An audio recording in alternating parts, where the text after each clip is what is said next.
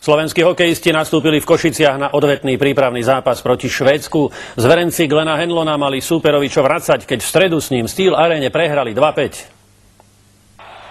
Slovákom zápas vyšiel, od úvodu boli aktívni a švédskeho brankára Nilssona prekonali už v 4. minúte zásluhou Štimpela, ktorému v presilovke nabil šatán.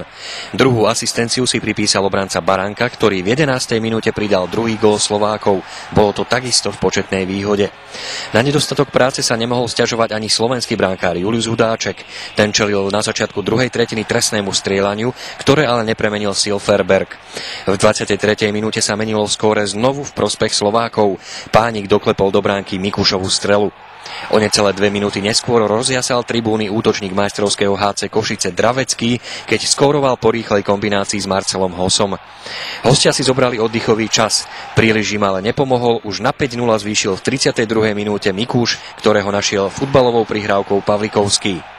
Ešte v tej istej minúte ale švédsky výber znížil. Nikým nekrytý útočník Fast prekonal výborného Hudáčka.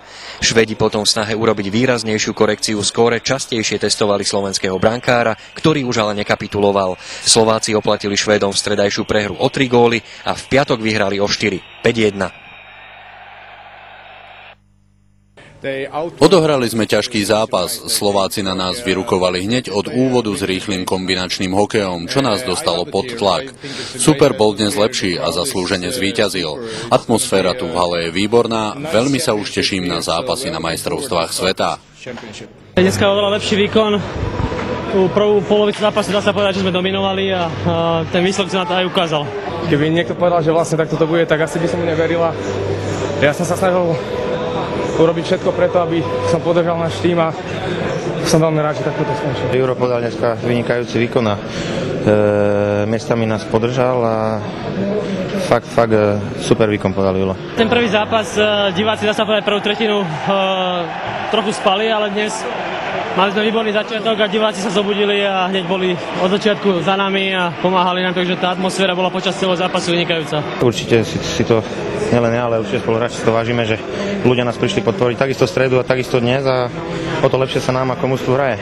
Ja som sa stretol pred zápasom s masérmi a povedali mi, že s košickými masérmi, že sa nemám báť, že mám svoje brány. Takže som veľmi rád, že to skončilo takto a každý brankár potrebuje kúsok šťastia, aby vyhral ten zápas. Našemu národnému týmu teda odveta vyšla, Slovensko zdolalo Švédsko 5-1, no a naše mužstvo pripravilo Švédovo víťazstvo v Eurohockey Challenge, keď Severania vyhrali zo 6 5 zápasov.